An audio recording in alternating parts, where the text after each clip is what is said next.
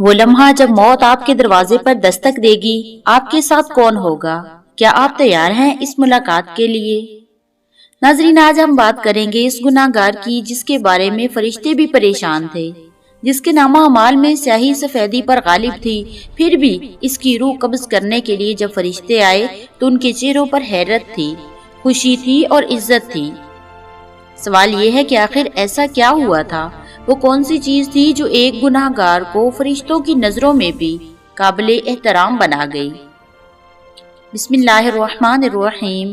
اللہ رب العزت نے قرآن پاک میں سورہ سجدہ میں ارشاد فرمایا، کہہ دیجئے کہ تمہیں موت کا فرشتہ ہی موت دے گا جو تم پر مقرر کیا گیا ہے، پھر تم اپنے رب کی طرف لوٹائے جاؤ گے۔ اور اسی طرح سورہ قاف میں ارشاد فرمایا، اور موت کی بے ہوشی حق کے ساتھ آ پہنچے گی، یہی وہ چیز ہے جس سے تو بھاگتا ہے۔ حضرت براء بن عازب رضی اللہ تعالیٰ عنہ بیان کرتے ہیں کہ نبی کریم صلی اللہ علیہ وآلہ وسلم نے فرمایا، مومن کی روح نکالی جاتی ہے تو دو فرشتے اسے آسمان پر لے جاتے ہیں۔ حضرت سلمان فارسی رضی اللہ تعالیٰ عنہ کی وفات کا منظر جب فرشتے آئے تو انہوں نے کہا، اے سلیمان، تیرا رب تجھ سے راضی ہو گیا، تو اس سے راضی ہو جا۔ یہ وہ لمحہ تھا جس کی تیاری انہوں نے پوری زندگی کی تھی۔ لیکن ناظرین، یہ تو تھی نیکوں کاروں کی کہانی۔ اب سنیں ایک ایسے شخص کی داستان جو ہر تعریف کے الٹ تھا، جس کے بارے میں سب جانتے تھے کہ وہ گناہوں کا پہاڑ ہے، پھر بھی جب اس کا آخری وقت آیا نا تو فرشتے معمول کے مطابق نہیں آئے، کچھ اور ہی ہوا، کچھ ایسا جس پر آپ کا دل دھڑ کے بغیر نہیں رہ سکے گا۔ پیارے ناظرین، اب جانتے ہیں وہ واقعہ۔ ایک ایسا شخص جس کی پوری زندگی گناہوں میں گزری تھی، ایک دن اس نے خواب میں دیکھا کہ فرشتے اس کا نامہ اعمال لے کر آ رہے ہیں اور اس میں سیاہی سفیدی پر بھاری ہے۔ وہ گھبرا گیا۔ اس نے ایک بزرگ سے مشورہ مانگا۔ بزرگ نے کہا، تمہاری زندگی کے دن کم ہیں، بڑے گناہ ہیں، لیکن ایک راستہ ہے، جاؤ ایک کھجور کا پودا لگاؤ، اس کی دیکھ بھال کرو، پانی دو، اسے پھل لگنے تک سنبھالو۔ وہ شخص بوڑھا تھا، کمزور تھا۔ اس نے سوچا ایک پودا لگانے سے کیا ہوگا، لیکن نا امیدی کے عالم میں اس نے ایک چھوٹا سا کھجور کا پودا لگا دیا۔ ہر روز اسے پانی دیا کرتا تھا۔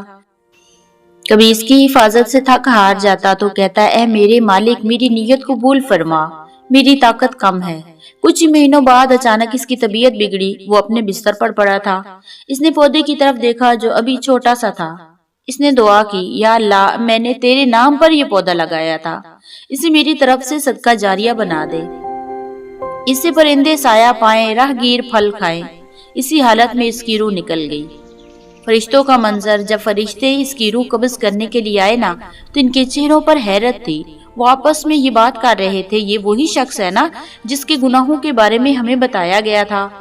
پھر ایک نور آیا اور اعلان ہوا، اس بندے نے آخری عمر میں ایک پودا لگایا، اس کی نیت میں خلوص تھا، اس نے اپنی کمزوریوں کے باوجود کوشش کی، ہم نے اس کے پودے کو اس کے لیے صدقہ جاریہ بنا دیا۔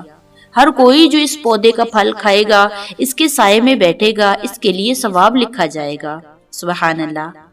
ناظرین، حدیث کی روشنی میں نبی کریم صلی اللہ علیہ وآلہ وسلم نے فرمایا، جب کسی مسلمان کی موت آتی ہے تو اس کا عمل رک جاتا ہے، سوائے تین چیزوں کے: صدقہ جاریہ، علم جس سے نفع اٹھایا جائے، یا نیک اولاد اس کے لیے دعا کرے۔ سبحان اللہ۔ اِنَّا لَا نُضِيعُ أَجْرَ مَنْ أَحْسَنَ عَمَلًا، بے شک ہم نیک عمل کرنے والوں کا اجر ضائع نہیں کرتے۔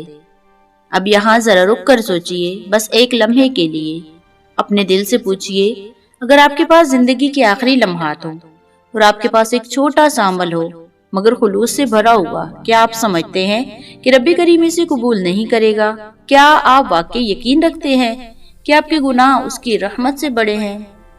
نہیں، یہ ممکن ہی نہیں۔ اور اس کی دلیل آپ کو سننے کے لیے ابھی ایک اور حیرت انگیز بات ملنے والی ہے۔ ناظرین، اللہ رب العزت نے فرمایا، اے ابن آدم، جب تک تو مجھ سے دعا کرتا رہے گا نا اور مجھ سے امید رکھے گا، میں تجھے معاف کرتا رہوں گا، خواہ تیرے گناہ کتنے ہی بڑے ہوں، اور مجھے اس کی کوئی پرواہ نہیں۔ پیارے ناظرین، ایک بدکار عورت اور پانی پلانے کا واقعہ ذرا ملاحظہ فرمائیے۔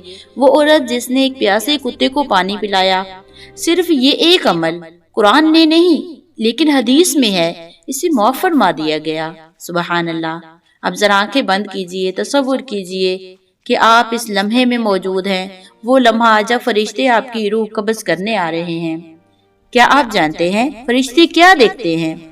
وہ کس چیز پر حیران ہوتے ہیں؟ وہ کون سی چیز ہے جو آپ کی آنکھوں میں آپ کے لیے عزت پیدا کر دیتی ہے؟ یہ راز ابھی کھلنے والا ہے۔ ناظرین، آئیے اب اس منظر کی طرف واپس چلتے ہیں جہاں سے ہم نے شروع کیا تھا۔ فرشتے آتے ہیں لیکن ان کے چہروں پر عذاب کا تاثر نہیں، حیرت ہے۔ کیوں؟ کیونکہ وہ دیکھ رہے ہیں اس بندے نے آخری سانسوں میں لا الہ الا اللہ کہا ہے۔ اس نے اپنی آخری نظر میں اپنے گناہوں پر نہیں بلکہ اپنے رب کی رحمت پر ڈالی ہے۔ اس نے ہار نہیں مانی۔ حدیث پاک میں نبی کریم صلی اللہ علیہ وآلہ وسلم نے فرمایا، جس شخص نے آخری بات لا الہ الا اللہ کی ہو وہ جنت میں داخل ہوگا۔ پیارے ناظرین، ایک نوجوان جو گناہوں میں ڈوبا ہوا تھا، ایک روز فجر کی اذان سنی، دل میں آیا چلو ایک نماز پڑھ آئیں۔ وضو کیا، نماز کے لیے کھڑا ہوا، رکوع میں گیا اور سجدے میں سر رکھا اور وہیں اس کی روح پرواز کر گئی۔ فرشتے آئے تو دیکھا وہ سجدے میں ہے، اس کی پیشانی نور سے چمک رہی ہے۔ سبحان اللہ و بحمدہ سبحان اللہ العظیم۔ یہ ہے میرے پروردگار عالم کے معاملات۔ ہماری سوچ محدود ہے لیکن رب تعالیٰ کی رحمت لامحدود ہے۔ تو ناظرین، کہانی سن چکے، سبق سمجھ چکے، اب سوال یہ ہے کہ ہم اس سے کیا سیکھیں، ہم اپنی زندگی میں کیا تبدیلی لائیں۔ آج سے، ابھی سے، اس لمحے سے ہم کیسے ایک نئی شروعات کر سکتے ہیں؟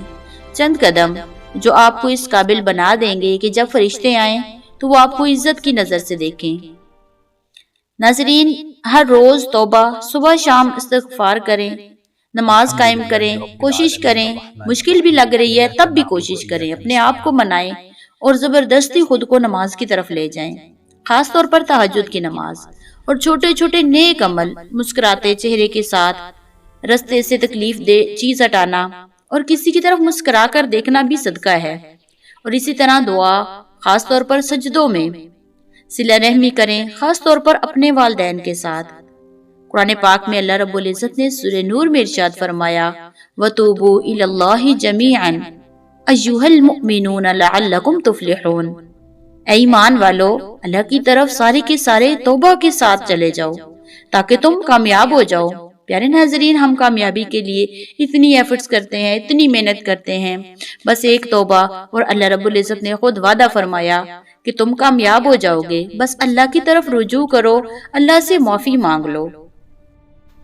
پیارے ناظرین، یہ تو تھی اس گناہگار کی کہانی جسے فرشتے عزت سے لے کر گئے۔ وہ گناہگار نہیں رہا تھا، وہ تائب بن چکا تھا، بخشش کا امیدوار بن چکا تھا۔ آپ بھی بخشش کے حقدار ہیں، آپ بھی اس رحمت کے مستحق ہیں، آپ بھی وہ تبدیلی لا سکتے ہیں جو فرشتوں کی نظر میں عزت بن چکی۔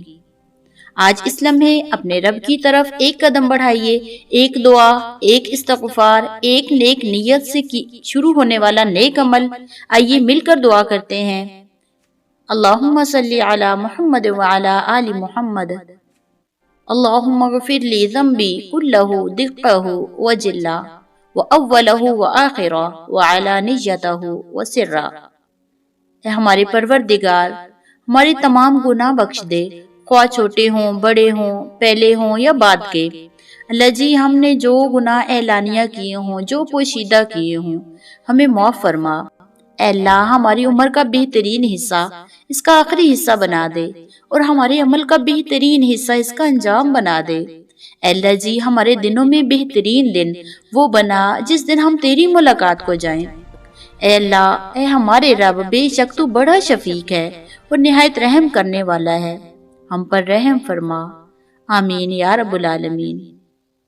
ناظرین، اگر آج کی ویڈیو آپ کو پسند آئی ہو تو ہماری ویڈیو کو لائک کریں، اپنے پیاروں کے ساتھ شیئر کریں اور ہمارے چینل کو ضرور سبسکرائب کریں۔ فی امان اللہ۔